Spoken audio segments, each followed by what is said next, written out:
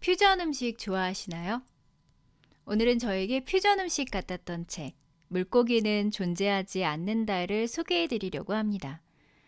이 책 워낙 찬사를 많이 받아서 궁금하던 차에 소설만 주로 읽는 저도 한번 손대봤는데요. 다 읽고 난 뒤에 리뷰들을 찾아보았더니 역시 호불호가 갈리더라고요.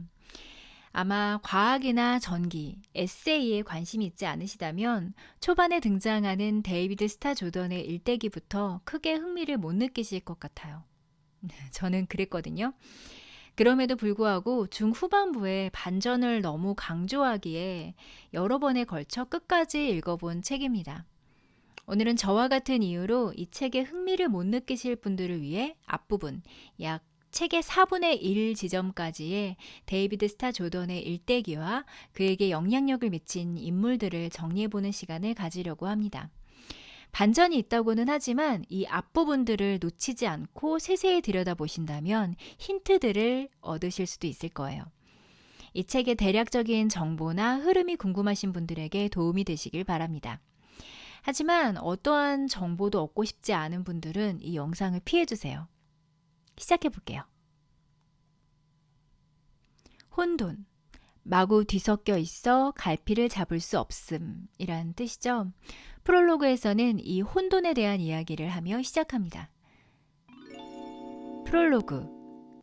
그녀의 과학자 아버지는 혼돈이란 그런 일이 일어난다면 이라는 가정의 문제가 아니라 언제 일어나는가 하는 시기의 문제라고 합니다. 데이비드 스타 조던은 지구의 혼돈에 질서를 부여하는 분류학자였습니다. 그의 전문 분야는 어류로 당대 인류에 알려진 어류 중 5분의 1이 모두 그와 그의 동료들이 발견한 것이었죠. 그는 에탄올 유리단지에 표본과 함께 이름표를 넣어 보관했지만 1906년 지진으로 인해 유리단지가 박살나며 이름표와 표본이 모두 뒤섞이고 맙니다. 그러나 그는 지진이 주는 메시지, 혼돈이 지배하는 세계에 질서를 세우려는 시도는 결국 실패할 것이다 라는 메시지에 귀 기울이지 않고 이번에는 바늘에 직접 물고기의 이름표를 꿰매 붙임으로써 다음번 혼돈에는 질서가 유지될 것을 소망합니다. 저자는 어떤 사건에 의해 혼돈의 시기를 겪으며 이 분류학자를 떠올리게 됐고 그에 대해 파헤쳐 나가기 시작합니다. 혼돈에 항복하기를 거부하는 사람에 대한 일들에 대해서 말이죠. 그리고 이제부터는 데이비드 스타 조던의 전기가 시작되는데요. 먼저 그의 어린 시절을 간략하게 살펴보겠습니다. 데이비드 조던은 8살쯤 됐을 때부터 천문도가 있는 지도책을 보며 모든 별들의 이름을 익히고 밤하늘의 별들의 질서를 부여하려 했습니다. 그리고 그의 말에 따르면 그것을 이루는 데는 5년 정도밖에 걸리지 않았다고 합니다. 그 후 자신의 이름 가운데 스타를 붙여 데이비드 스타 조던으로 자신의 이름을 달고 다니기 시작하는데요. 그의 부모는 이런 그의 활동을 반대했지만 그의 열정은 쉽게 사그러들지 않았습니다. 이번에는 어린 시절 그에게 영향을 미친 사람과 사건에 대해 간략하게 정리해 보겠습니다. 1. 조슈아 앨런 우드. 중학생이 된 그는 꽃에 대해 관심을 갖게 됩니다. 그러면서 가난한 농부인 조슈아 앨런 우드라는 농부와 어울리기 시작합니다. 그는 그 지역에 있는 거의 모든 식물의 학명을 알고 있었고 이웃들은 그를 꿈도 야망도 없이 시간만 낭비하는 사람 취급을 했습니다. 하지만 데이비드는 그 농부를 경외했죠. 그를 만난 뒤 아름다움보다는 무미건조하고 못생긴 꽃들에 대해 관심을 갖게 됩니다. 그리고 이렇게 확신합니다. 작은 것들은 아름답지는 않아도 단 한 종류의 큰 꽃 백송이보다 내게는 더 큰 의미가 있다. 미적 관심과 구별되는 과학적 관심을 보여주는 특별한 증거는 숨어있는 보잘것없는 것들에게 마음을 쓰는 일이다. 2. 형의 죽음. 데이비드는 11살 때 노예제 폐지론자였던 형의 이른 죽음으로 수집에 빠져들게 됩니다. 이에 대해 심리학자들은 이처럼 괴로운 시기의 수집은 박탈 혹은 상실 혹은 취약성이 발생한 후 급격히 심각해지는 경우가 많으며 사람들은 수집에 의해 고통을 달래며 이런 강박적인 수집은 기분을 끌어올리는 데 도움이 된다고 합니다. 유일한 위험이 있다면 여느 강박과 마찬가지로 수집 습관이 신나는 일에서 파멸적인 일로 바뀌는 어떤 지점이 존재할 수도 있다는 점이죠. 그 후 그는 새로운 표본에 대한 갈망이 더욱 강렬해졌고 이후 과학 학사와 석사 학위까지 받았지만 그에게는 아무도 관심이 없었습니다. 다음으로 성인이 된 그에게 영향을 미친 인물들에 대해 정리해 보겠습니다. 1. 루이 아가시 1873년 당대 가장 유명한 박물학자 루이 아가시는 책이 아니라 자연을 공부하라는 모토를 가지고 있었습니다. 과학은 일반적인 믿음에 만족한다면 발전 없이 병든 상태로 남을 것이라고 걱정했죠. 그때 그에게 어떤 부유한 토지 소유자가 페니키스 섬을 기부했고 그는 젊은 박물학자들을 모아 자연에서 직접 관찰의 기술을 가르칠 수 있는 캠프를 열게 됩니다. 이때 데이비드 스타 조던의 나이 22살이었고 이 캠프에 참여하며 물고기 수집이 시작됩니다. 아가씨는 자연 속에 신의 계획이 숨겨져 있으므로 신의 피조물들을 모아 위계에 따라 순서대로 배열하면 신의 의도뿐 아니라 더 진보할 방법에 대해서도 알게 될 것이라고 생각합니다. 또한 퇴화는 종들의 순서에 관계없이 가장 높은 위치의 피조물들도 나쁜 습관에 의해 쇠퇴하게 만들 수 있다고 우려합니다. 데이비드는 이를 신의 계획, 생명의 의미, 더 나은 사회를 건설하기 위한 길까지 해독하는 가장 높은 수준의 선교 활동으로 받아들이게 됩니다. 2. 다윈 이 무렵 다윈은 종이란 것은 인간의 발명품일 뿐 우리 편리하자고 자의적인 선들을 그은 것이라며 자연에는 불변의 경계선이 없다고 합니다. 즉 신성한 사다리는 없다는 뜻인데요. 루이 아가씨는 당연히 다윈의 생각에 반대했지만 데이비드는 유연하게도 이 종들 사이의 영역의 불확실성에 대해 받아들이게 됩니다. 그녀는 이때 데이비드는 이성이 있으며 부인이 반드시 굴욕은 아니다라는 것을 알고 있는 사람이라고 생각하며 매력을 느낍니다. 데이비드의 행적 이후 데이비드의 행적을 정리하자면 이렇습니다. 페니키스 섬을 떠난 이후 데이비드는 북미의 모든 담수어를 발견하겠다는 목표를 세웁니다. 마침내 정부에서도 그의 존재가 알려지며 정부는 그를 파견해 미국에 남아있는 미지의 어류들을 밝혀내게 하죠. 이때 그는 아가시의 퇴화 개념과 다윈의 진화론을 곁들입니다. 이를테면 멍게는 고등한 물고기였으나 게으름, 무활동과 의존이 더해져 현재와 같은 상태로 강등되었다고 말이죠. 데이비드에게 멍게는 게으름에 대한 경고이자 교훈담이었습니다.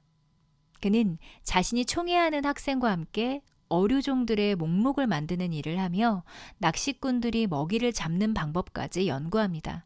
중국과 포르투갈 어부들, 갈매기, 펠리컨까지. 그는 자신이 채택할 수 있는 것은 채택하고 채택할 수 없는 것은 훔치며 80가지가 넘는 새로운 어류의 이름을 붙였습니다. 그리고 인디애나 대학의 종신교수에 이릅니다. 그리고 페니키스 섬에서 만난 수전 보행과 결혼하며 아이들을 낳죠. 이후 인디애나 대학에서 학생을 가르친 지 겨우 6년이 지나 전국에서 가장 젊은 대학 학장이 되었습니다. 그때 그의 나이 34이었습니다. 데이비드는 자연의 사다리의 형태, 모든 동식물들이 서로 어떻게 연결되어 있고 지위가 정해져 있는지 추적을 계속해 나갑니다. 실험실에는 수천 마리의 피조물들이 에탄올 유리단지에 담긴 채 쌓여갔죠. 그러던 1883년 어느 날 불길에 의해 그 에탄올 유리단지들은 폭발하고 맙니다. 심지어 그가 준비해온 생명의 나무들의 가지에 대한 보물지도도 불타 없어지고 맙니다. 그러나 그는 좌절하지 않았습니다. 다만 당장 출판하라는 교훈을 얻었을 뿐이었죠. 이와 같은 그의 태도는 심지어 아내의 죽음에서도 나타나는데요.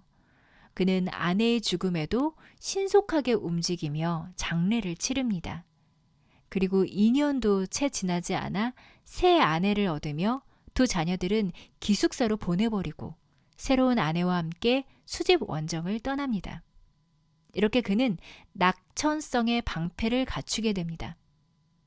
그는 나는 이미 지나간 불운에 대해서는 절대 근심하지 않는다고 말합니다. 그리고 이제부터 본격적인 그의 활동이 시작되는데요. 바로 스탠퍼드 대학의 초대 학장이 되면서부터입니다. 스탠퍼드 대학의 초대 학장. 1890년 캘리포니아의 부유한 부부가 자신들이 세운 학교의 학장으로 그를 초대합니다. 하지만 부부 중 남자는 악질 자본가로 널리 알려진 공화당 상원 의원이었고 여자는 영매들을 쫓아다니는 사람이었습니다. 그들의 제안을 받아들인다면 도덕적으로도 지적으로도 자신보다 열등해 보이는 일개 시민에게 놀아날 것처럼 보일 것이었죠. 하지만 넉넉한 봉급과 눈부신 기후, 태평양의 보물들과의 만남에 구미가 당긴 그는 결국 1891년 스탠퍼드 대학의 초대 학장으로 취임합니다. 그때 그의 나이 갓 40살이었습니다. 그리고 계속해서 데이비드 스타 조던의 이야기와 그녀의 이야기가 점점 엮여가며 반전이 시작되는데요. 이 뒷부분부터는 정리하지 않는 편이 좋을 것 같아서 정리는 이쯤에서 마치도록 하겠습니다. 지금부터는 스포일러가 될 수 있으므로 건너뛰실 분들은 건너뛰시는 게 좋을 것 같아요. 이 이야기는 두 가지의 시선으로 다시 한번 정리해 볼 수 있을 것 같습니다. 아무도 관심 갖지 않았던 소년의 이토록 빠른 성장이 그가 이뤄낸 업적이 대단하다고 느끼셨거나 혹은 그의 성장 과정 속에서 어떤 불길함을 느끼셨거나요. 저는 후자의 입장에서 이 이야기를 정리해보며 이야기를 마치겠습니다. 별들에게 질서를 부여하고 농부에게 영양받아 보잘것없는 것에 마음 쓰던 데이비드 스타 조던은 노예제 폐지론자였던 형의 죽음으로 강박적인 수집에 빠져들게 됐습니다. 그리고 루이 아가씨를 만나 자신의 일을 선교 활동으로 받아들이게 되죠. 그는 사다리를 만들어 위계 질서를 세우고 어류를 채집하고 또는 훔치며 자신의 길을 닦아나갔습니다. 이때 아내의 죽음을 맞이한 그는 형의 죽음 때와는 이미 다른 모습이 됩니다. 그에게는 더 이상 불운에 대한 근심이 없었고 심지어 이제는 낙천적으로 또다시 수집에 박차를 가하게 됩니다. 신나는 일에서 파멸적인 일로 바뀔 수도 있는 이 강박적인 수집을 말이죠. 저는 이 이야기에서 그 당시에는 모르고 지나쳤을 사건들이 일으키는 파동이나 어떤 인물들이 주는 영향력이 사람을 미묘하게 변화시키는 과정들이 매우 소름 끼치게 다가왔는데요. 물론 이것이 이 책의 주제는 아닙니다. 아마도 과학이나 전기에 관심이 없으신 분들은 이미 앞부분에서 흥미가 떨어졌을지도 모르겠습니다만 제 생각에는 오히려 이 중후반부부터 호불호가 갈리지 않을까 싶습니다. 저 같은 경우에는 굳이 그 먼 길을 돌아 이렇게 엮어야 하나 하고 갸우뚱했고 어떤 분들은 그 과정에 엄청 감탄하시더라고요. 과연 다른 분들은 어떠실지 궁금하네요. 오늘은 소개해드리기 망설였지만 어딘가 꼭 썰을 풀고 싶어지는 책 물고기는 존재하지 않는다를 소개해드렸는데요. 기존과 다른 방식으로 준비해봤는데 어떠셨을지 모르겠네요. 다음에는 또 다른 책을 소개해드릴게요.